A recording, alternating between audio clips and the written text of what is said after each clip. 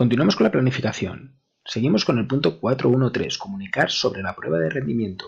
En este apartado vamos a hablar sobre cómo se tiene que hacer la comunicación a la hora de planificarlo. Tenemos sobre todo dos vertientes.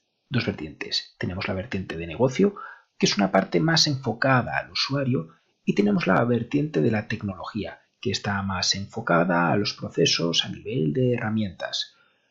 Hay que tener en cuenta que dependiendo a cuál de cada uno pertenezcas, la comunicación tiene que ser de una forma o de otra. Esto parece una tontería, pero es crucial, porque muchas veces hablamos de aspectos en el ámbito tecnológico con gente que son del ámbito de negocio y esa información no les interesa. Centrándonos en la parte de negocio, ¿qué es lo que les interesa a las personas que se encargan de esta parte más de la experiencia del usuario? Están menos interesadas en la distinción de características funcionales y no funcionales. No les interesa no saber, mira, tengo esta característica funcional en este sistema, pero que se traduce en esta característica del sistema a nivel de prueba de rendimiento con un procesador X o una arquitectura tal. Eso no les interesa a la parte de negocio. Por lo tanto, tampoco les interesan las cuestiones técnicas. Puede ser una parte importante a la hora de complementar ciertas argumentaciones, pero en principio no les interesa, son de interés secundario. También les interesa la relación entre riesgos de productos y el objetivo. Al final los objetivos es lo que va a percibir ese usuario en la prueba de rendimiento, en la calidad del producto. Por lo tanto, les interesan los riesgos asociados a esos objetivos que se van a tener que cumplir o que va a tener que cumplir esa prueba de rendimiento. También le interesará saber cómo es de representativa esa prueba en producción. ¿Por qué? Porque como hemos dicho anteriormente, seguramente lo hagamos en un entorno preproductivo, por lo tanto le interesa saber qué trazabilidad hay con este entorno de producción, cuán de representativa es, si esos usuarios o ese número de transacciones también las va a soportar el entorno de producción. Por otro lado, también si la prueba es repetible, o en caso de que no lo sea, el nivel de esfuerzo que esto exige para que lo sea. Por otro lado, los riesgos.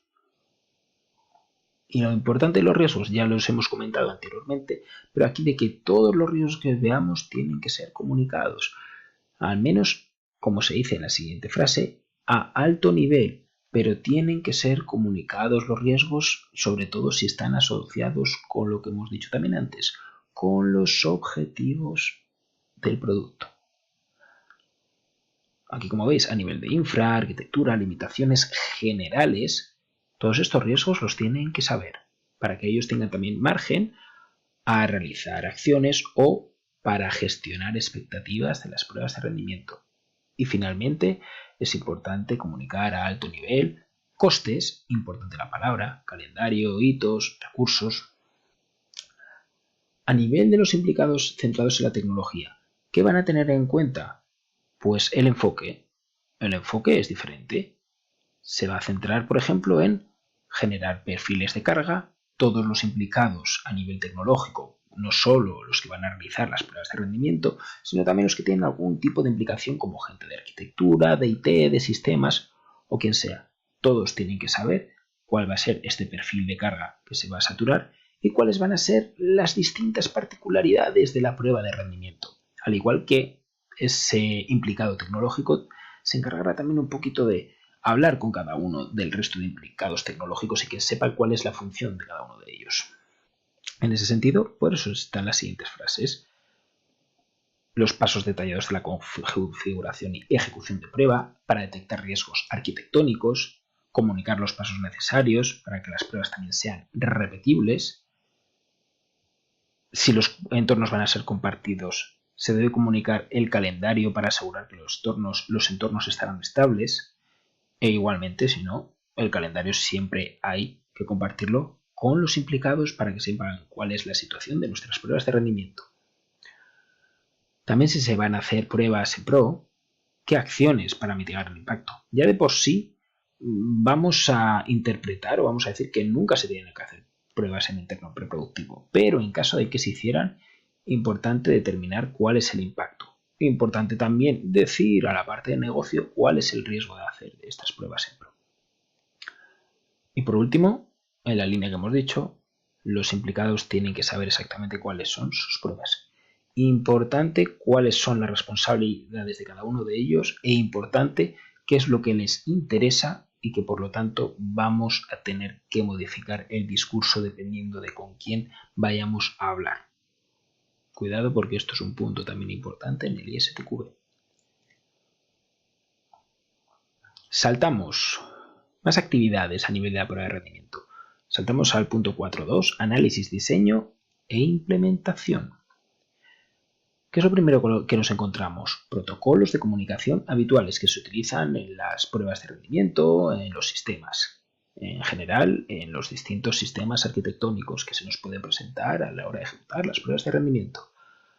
Aquí lo primero que nos encontramos es que se utiliza mucho el modelo de interconexión de sistemas abiertos, o sea, ser el Open System Interconnection, OSI.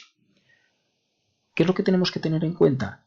Que a la hora de estresar una prueba de rendimiento, sobre todo lo que vamos a estresar, lo más habitual es que estresemos o que interactuemos más con la capa 5, que es la capa de sesión, y la capa 7, que es la capa de aplicación. De por sí la definición ya te lo dice. La capa de sesión, siempre que queramos hacer una prueba de rendimiento, o en la mayoría de los casos, vamos a tener que realizar un login en ese lugar, una sesión para poder estresar ese sistema. Y la capa de aplicación, lógicamente, porque aquí suele pertenecer un aplicativo para poder estresarlo. Es muy importante saber los protocolos. Lo primero es muy importante saber cuál es la arquitectura de ese sistema. Y después, los protocolos para saber qué afectación puede tener en nuestras pruebas de rendimiento, qué limitaciones puede tener. Es por eso que aquí también el ISTQB se da tanta información y tanta importancia. Nos pueden preguntar, esto puede ser teoría pura, aparte de que puede haber un ejercicio práctico que dependiendo de si es un cliente servidor, si es solo un servidor, dependiendo qué tipo de sistema, nosotros también nos interesa saber el tipo de protocolo para intentar saber qué tipos de, por ejemplo, qué limitaciones puede tener, qué tipos de pruebas hay que realizar. Muchas veces esto que vais a ver a continuación es pura teoría y hay que sabérselo. Por lo tanto, protocolos comunes que se suelen utilizar, bases de datos, ODBC y JDBC, en web, HTTP, HTTPS, HTML, en pruebas de servicios, SOAP y REST, protocolos adicionales, en red, DNS, FTP, IMAP, LDAP, POP3, SMTP, Windows Sockets y Corba, móvil, TrueClient, SMP, MMS, acceso remoto, Citrix, RTE y por último SOA, MQSeries, JSON, WSCL. Como digo aquí, importante entender la arquitectura para saber qué protocolos se podrán utilizar. Algunos matices, por ejemplo, en un sistema empotrado es importante indicar que cuál va a ser la capa a la cual vamos a estresar más. Claro, en un sistema empotrado habrá menos capas, sobre todo las inferiores. Al ser un sistema tan pequeñito, lo más habitual es que la prueba de rendimiento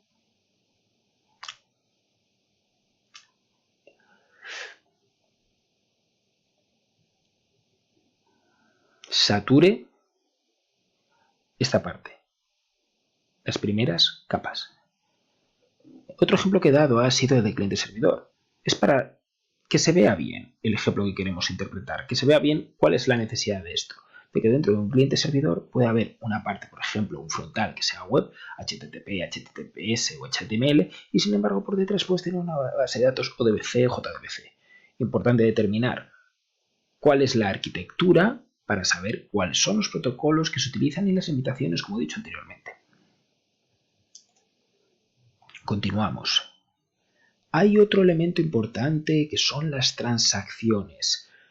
Me parece que en el STQB no se le da la claridad suficiente. Entonces, ¿qué es una transacción? En el ISTQB se te dice que también puede ser un conjunto de solicitudes y operaciones.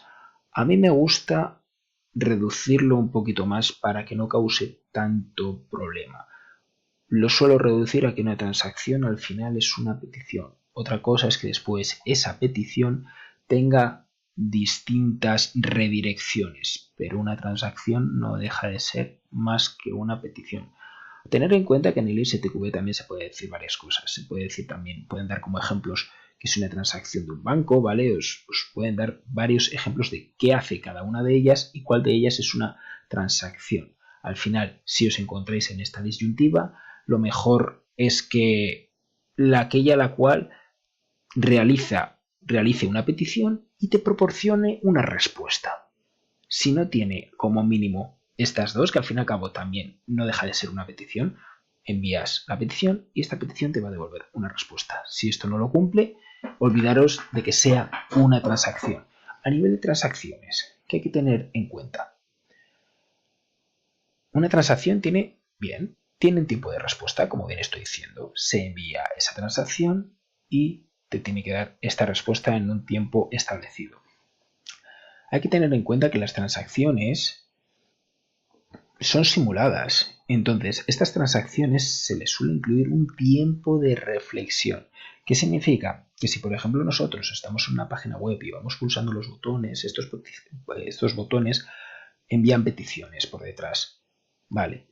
Nosotros pulsamos en ese botón y te carga la próxima página, pero tú instantáneamente como usuario no estás pulsando en el siguiente botón, en otro botón al que tú quieras prestar atención. Hay un tiempo que se le llama un tiempo de reflexión del usuario para ver qué es lo que se está mostrando. Entonces, en nuestra prueba de rendimiento hay que tenerlo en cuenta de que no es que directamente ejecutas la petición 1, luego automáticamente la petición 2 y luego la 3. No, es posible que sea petición 1, paras medio segundo, petición 2, paras otro medio, petición 3. Según la casuística, igual no es medio segundo, igual son 2 segundos o 3 segundos. Habrá un poco que estimar según la complejidad del sistema. Por otro lado, aquí también se indica que las transacciones pueden ser anidadas. ¿Cuál es el fin? Esto no mejora los tiempos. Esto solo sirve para analizar un conjunto de peticiones, un conjunto de peticiones que pueden estar asociadas a una funcionalidad en concreto. Y que por lo que sea nos interese saber cuál ha sido sus OKs, sus caos o sus tiempos de respuesta, como se indica aquí. Por eso, al final los conceptos claves son los que ya hemos comentado. Que cuidado con el concepto de transacción, a tener en cuenta el tiempo de reflexión y a tener en cuenta lo que son las anidaciones. Ojo que es para analizarlas mejor. Esto no te proporciona una mejora del tiempo de respuesta. Hay preguntas en el ISTQB que van a pillar en este sentido. ¿Qué más tengo preparado? Bueno, pues sobre estos conceptos, para terminar de afianzarlos, nos vamos a JMeter y vamos a ver estos tres conceptos. El concepto, por ejemplo, vemos aquí en la parte de la izquierda. Tenemos un script el cual tiene estos dos elementos. Este elemento, por ejemplo, estos son los elementos de anidación. Entonces, ¿qué es lo que ocurre? Que si aquí nos metemos en este bucle, vemos que primer tramo, segundo tramo. Aquí puede haber más peticiones, pero lo que más interesa es que aquí estamos poniendo un elemento de anidación que nos va a permitir que si aquí hubiera más peticiones, se consiguiera analizar mejor los reportes. También hemos hablado del tiempo de reflexión. Este sería el tiempo de reflexión en este caso. Vemos que no deja de ser un elemento, un timer constante, el cual aquí por ejemplo se va a esperar 20 segundos, es demasiado, pero depende también de las características de tu sistema. Al final se ejecuta la petición, se espera, va al segundo tramo, se ejecuta la petición y se espera también otra parte, otro tiempo. Esos son tiempos de reflexión.